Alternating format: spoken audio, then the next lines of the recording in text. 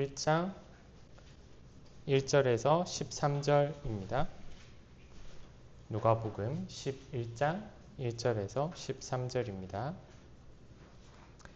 예수께서 한 곳에서 기도하시고 마치심에 제자 중 하나가 여짜오되 주여, 요한이 자기 제자들에게 기도를 가르친 것과 같이 우리에게도 가르쳐 주옵소서. 예수께서 이르시되 너희는 기도할 때에 이렇게 하라. 아버지여, 이름이 거룩히 여김을 받으시오며 나라의 임하옵시며 우리에게 날마다 일용할 양식을 주옵시고 우리가 우리에게 죄 지은 모든 사람을 용서하오니 우리 죄도 사하여 주옵시고 우리를 시험에 들게 하지 마옵소서 하라. 또 이르시되 너희 중에 누가 벗이 있는데 밤중에 그에게 가서 말하기를 벗이여, 떡 3덩이를 내게 빌리라. 내 벗이 여행 중에 내게 왔으나 내가 먹일 것이 없노라 하면 저가 안에서 대답하여 이르기를 나를 괴롭게 하지 말라. 문이 이미 닫혔고 아이들이 나와 함께 침소에 누웠으니 일어나 내게 줄 수가 없노라 하겠느냐. 내가 너희에게 말하노니 비록 벗됨을 인하여서는 일어나 주지 아니할지라도 그 강청함을 인하여 일어나 그 소용대로 주리라. 내가 또 너희에게 이르노니 구하라, 그러면 너희에게 주실 것이요. 찾으라, 그러면 찾을 것이요. 문을 두드리라, 그러면 너희에게 열릴 것이니 구하는 이마다 받을 것이요. 찾는 이가 찾을 것이요. 두드리는 이에게 열릴 것이니라.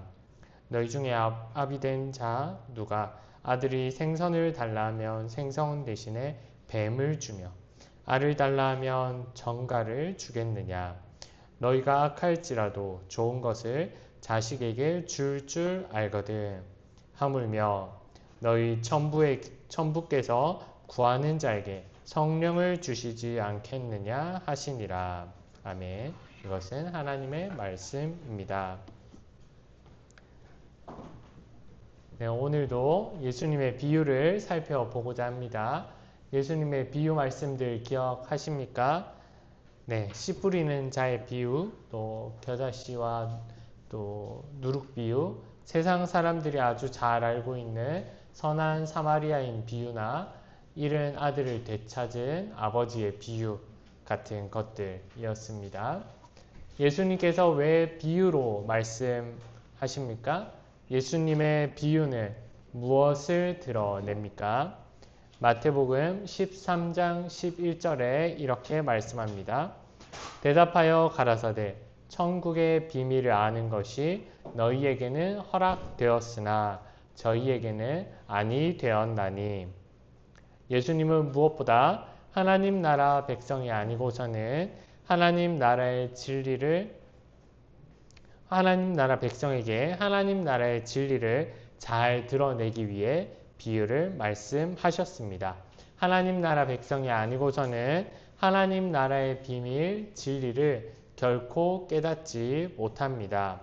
그러므로 우리 하나님 나라 백성은 예수님의 비유를 보고 들을 때마다 또 읽을 때마다 삼위 하나님께서 다스리시는 나라는 어떤 나라인지, 하나님 나라 백성이 풍성히 누리는 복은 무엇인지, 또 하나님 나라 백성다운 삶은 어떤 삶인지에 주목해야 합니다. 오늘 성경 봉독한 누가복음 11장에서 반가운 주기도문을 봅니다. 우리가 찬송으로도 부르고 흔히 외우고 있는 마태복음 6장과는 내용이 조금 다르지요. 조금 짧습니다. 그리고 번역상의 차이기도 하지만 자꾸 마태복음 주기도문을 따라갈 것 같아서 읽는데 굉장히 힘들었는데요. 1, 2절을 보면 제자들이 먼저 예수님께 세례 요한의 제자들과는 다른 기도를 가르쳐 달라고 요청을 했습니다. 마태복음에서는 산 위에서 가르치셨는데 여기서는 조금 장면이 다르지요. 그리고 이 제자들의 요청에 대한 응답으로 예수님께서 기도를 가르치셨습니다. 내용은 조금 짧긴 하지만 거의 많은 부분이 비슷합니다. 거의 똑같습니다. 아버지 하나님께 기도하고 하나님 나라가 임하기를 기도하고 또 하나님 나라 백성의 필요를 채워주기를 또 죄 용서와 시험에서 구해 주시기를 벗어나게 해 주시기를 기도합니다. 그런데 이 마태복음의 주기도문에는 전혀 볼 수 없는 비유 내용을 예수님께서 이어서 말씀하십니다. 이 비유를 가리켜서 흔히 한밤중에 찾아온 친구 비유인데요. 이 비유는 하나님 나라 백성이 어떤 확신을 품고 하나님께 기도해야 하는지에 대해서 알려줍니다. 하나님 나라 백성이 어떤 확신을 품고 기도해야 하는지에 대해서 알려줍니다. 비유를 조금 각색하면 이렇습니다. 이보게 친구 지금 있나? 나한테 빵을 좀 줄 수 있나? 내 친구가 지금 우리 집에 와갔는데 우리 집에 지금 대접할 빵이 없어. 빵 좀 빌려주게 친구. 무슨 소리야? 지금 몇 시인 줄 알아? 지금 우리 가족들도 다 잠들었고 나도 일어나기가 힘들어. 문은 닫혔으니까 그냥 돌아가. 예수님께서 8절에 이렇게 말씀하십니다. 아무리 친한 친구라도 그 밤에는 빵을 주지 못할 것이다. 하지만 그 강청함 때문에는 일어나서 빵을 줄 것이다. 사실 이 빵을 받았는지 못 받았는지, 이 집주인이 빵을 줬는지 안 줬는지에 대해서 결말은 나오지 않습니다. 단지 예수님의 말씀만 있습니다. 예수님의 말씀을 들으신 성도님들은 어떤 장면이 떠오르십니까? 강청함 때문이라고 하니 강하게 부탁하며 친구가 이 한밤중이라도 와가지고 때를 쓰니까 어쩔 수 없이 빵을 주는 집주인의 모습이 떠오르십니까? 우리말 성경에서 강청함, 강하게 부탁한다라는 이 강청함으로 번역한 이 헬라어 단어는 사실 이해하기 상당히 까다로운 단어입니다. 이 단어와 관련해 가지고 논문들도 많이 나와 있고 주석가들도 꼭 이 단어에 대해서 다루는데요. 우선 결론부터 말씀드리자면 이 강청함이라는 단어는 예수님 비유의 강조점은 아닙니다. 이 강조점을 뒷받침하는 구성 요소입니다. 인간 사이에서도 이렇다면 하물며 가장 선하신 하나님은 어떠실까라고 하는 데에 강조점이 있습니다. 이 강청함이라고 번역된 헬라어 단어는 아나이데이아라고 하는데요. 이 단어는 주로 부끄러울 줄 모르는 뻔뻔함이라는 뜻을 가지고 있습니다.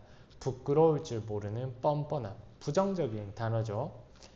굳이 비유하자면 이 부끄러운 줄도 모르고 마트에 들어누워서 떼쓰는 아이들이라든가 또는 부끄러운 줄 모르고 거리에서 담배를 피면서 침을 뱉는 10대 청소년들, 또 부끄러운 줄 모르고 자기는 돌아보지 않은 채 다른 사람들 비난만 하는 사람들, 그런 모습을 떠올릴 수가 있겠습니다. 이 예수님 말씀을 돌아볼 때 친구로서는 빵을 주지 않지만 이 부끄러울 줄 모르는 뻔뻔함 때문에 집주인이 일어나서 빵을 준다라는 말씀입니다. 그렇다면 이 누구의 뻔뻔함일까요? 누구의 부끄러울 줄 모르는 뻔뻔함일까요? 우리가 조금 쉽게 떠올리는 것은 한밤중에 찾아온 친구의 뻔뻔함이겠지요. 사람들 다 자고 있는 늦은 시간에 부끄러운 줄도 모르고 손님을 대접하기 위해 찾아왔으니 그 모습이 가상해서라도 아니 내 잠을 지금 방해하고 있으니까 저 뻔뻔한 사람에게 떡이나 줘야겠다라는 뜻이 떠오르실 겁니다. 그런데 또는 반대로 이렇게 생각하기도 합니다. 바로 집주인의 뻔뻔함 때문인데요. 이런 해석은 그 이성호 교수님의 누가복음 복음으로 읽기에 나오는 이해이기도 한데요. 예수님 당시에는 손님 대접에 소홀하는 사람들은 손가락질 받았습니다. 어휴, 저 인정머리 없는 사람. 어휴, 저런 사람이 어떻게 우리 마을에 있지? 이런 식인 거죠. 그래서 집주인이 자기 명예를 지키기 위해서 자기의 그 뻔뻔한 모습을 보이지 않기 위해서 뻔뻔하다는 수치를 피하기 위해서 일어나가지고 빵을 주는 모습입니다. 사실 굉장히 복잡한 내용이고 이 설교 시간에 이 내용을 길게 참 말씀드리기가 좀 곤란한데요. 대신에 이 점만 분명히 하면 됩니다. 집 주인이든 친구든 일반적인 상황은 아니라는 점입니다. 그리고 집 주인이든 이 친구든 둘 다 본받을 사람은 아니라는 점입니다. 지난번에 말씀드렸던 선한 사마리아인 비유를 생각해 보십시오. 예수님께서는 율법사를 향해서 너도 가서 이와 같이 하라라고 말씀하셨습니다. 선한 사마리아인이 하나의 모범으로 작용하는 비유입니다. 그런데 예수님께서는 이 집 주인이나 친구에 대해서 이와 같이 기도하라라고 말씀하지 않으셨습니다. 그렇기 때문에 이 두 사람이 어떤 우리의 기도의 모범 또는 우리가 본받을 만한 사람이라는 의미는 아니지요. 예수님은 단지 인간 사이에서 인간 세상사에서 볼 법한 모습을 예시로 든 것입니다. 그리고 이 점은 이어지는 예수님의 하물며 논법에서 보다 분명하게 나타납니다. 이 비유에 이어서 등장하는 9절에서 13절 내용은 마태복음 7장 7절에서 11절에 나오는 내용과 비슷합니다. 예수님은 제자들에게 계속해서 구하라고 명령하십니다. 계속해서 찾으라고 명령하십니다. 계속해서 두드리라고 명령하십니다. 이 명령에 순종할 때 어떤 결과를 맞이합니까? 계속 구할 때 주어질 것이고 받을 것이라고 말씀하십니다. 계속해서 찾을 때 찾을 것이라고 말씀하십니다.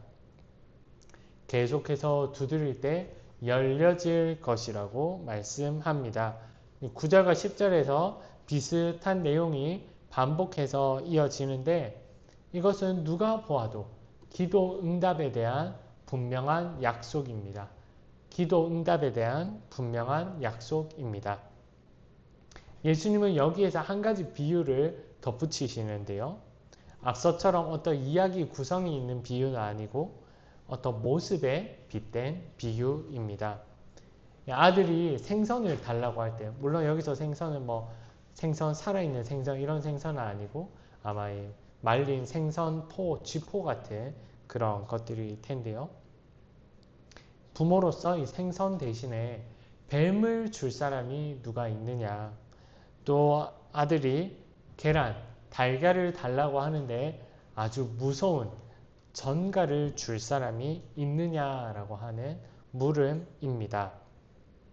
예를 들어서 만약에 하진이가 아람 성도님께 아빠 지금 목이 너무 말라요. 시원한 음료수 좀 주세요 했는데 아람 성도님이 그래 하진아 하면서 샷이 4개 들어가 에스프레소를 주시진 않겠죠.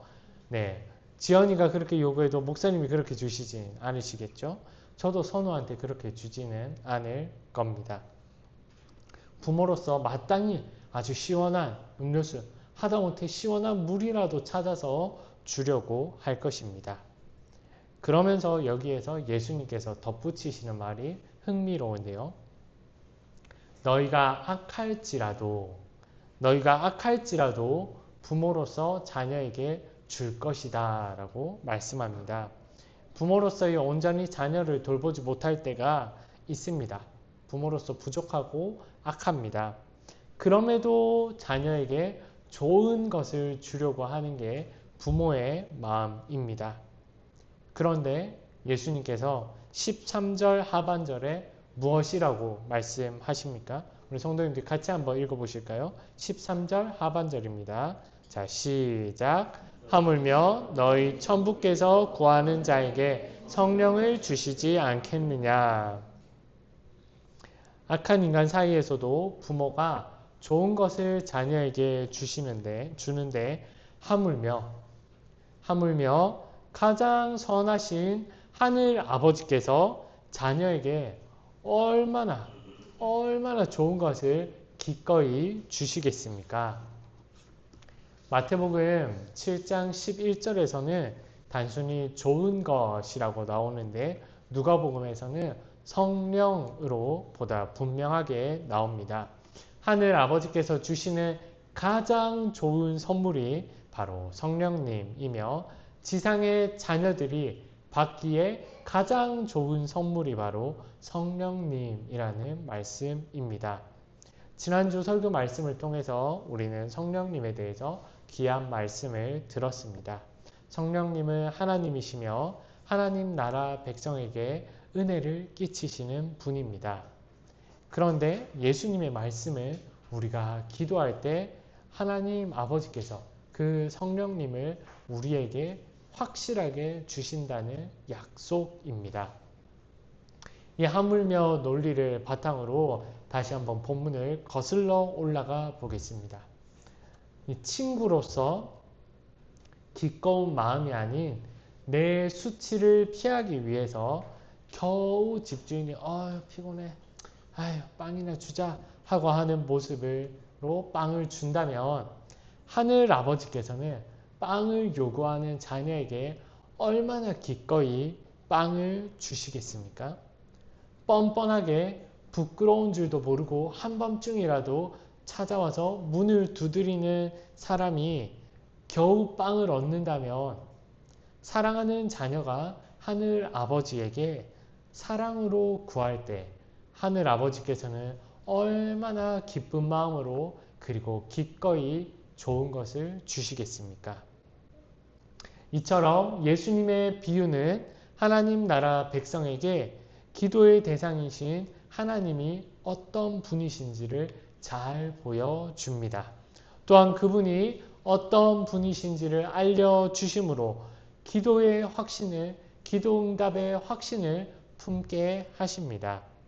악하고 부족한 사람 사이에서도 요구의 응답이 있다면 가장 선하시고 사랑 그 자체이신 하나님께서는 자녀의 기도에 기꺼이 응답하십니다.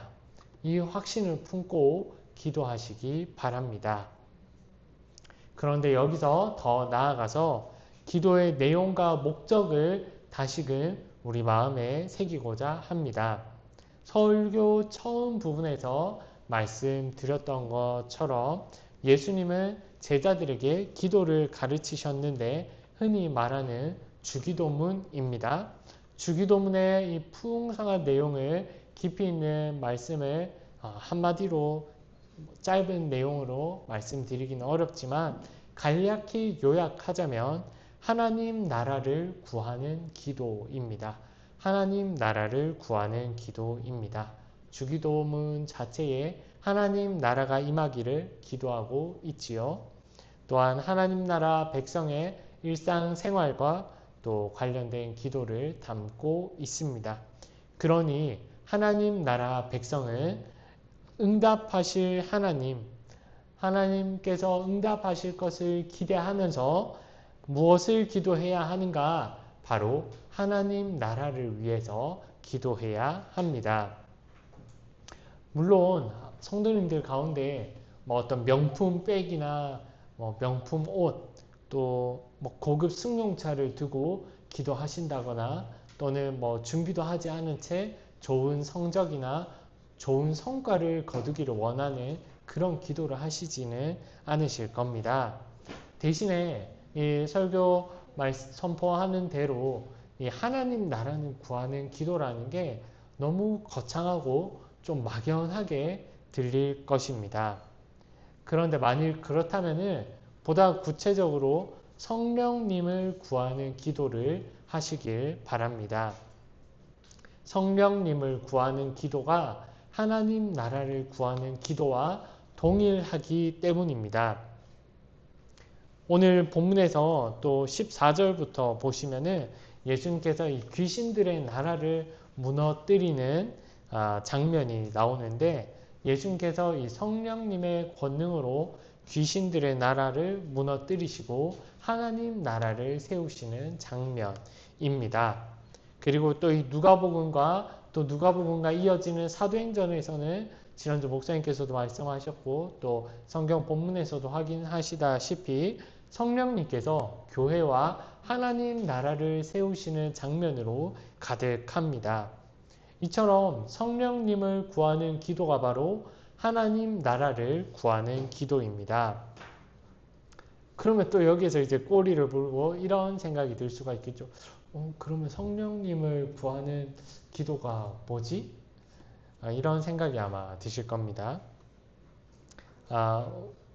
조금 더 이제 구체적으로 말씀을 드리면 믿음이 부족할 때 믿음을 굳건히 하게 해 주시기를, 또 마음에 품은 복음을 듣고 변화되었으면 하는 사람에게 성령님께서 임하게 해 주시기를, 또 내 일상을 인도해 주시기를, 또 몸이 아픈 사람, 나 자신과 이웃들에게 치유의 능력이 일어나기를, 또 성령님의 성품이 내 성품으로, 성령님의 열매가 내 성품으로 드러나기를, 또 선택의 순간에 말씀이 생각나서 그것이 선택의 기준이 되기를, 또 하나님 나라를 증거할 기회가 있을 때 담대한 마음을 주시기를 기도하면 됩니다. 이것이 성령님을 구하는 기도이고 하나님 나라를 구하는 기도입니다. 오늘 말씀을 통해서 우리가 깨닫는 예수님의 교훈, 예수님이 비유로서 전하신 교훈이 무엇입니까? 두 가지로 정리할 수 있습니다. 첫째, 하나님 나라 백성이 기도할 때 아버지 하나님께서 응답하실 것을 확신한다. 둘째, 하나님 나라 백성은 하나님 나라와 성령님을 구하는 기도를 한다. 이 두 가지는 아마 성도님께서 익히 알고 계시는 내용일 겁니다. 그런데 그렇다면 그럼에도 불구하고 왜 우리가 기도하지 못하고 기도의 재미를 느끼지 못할까요? 기도하지 않고 또는 기도하지 못하는 이유는 이러한 교훈을 뭔가 알지 못해서 전혀 몰라서 라기보다는 아마 기도응답이 없거나 기도응답이 지연되는 것만 같은 그런 경험들 때문일 것입니다.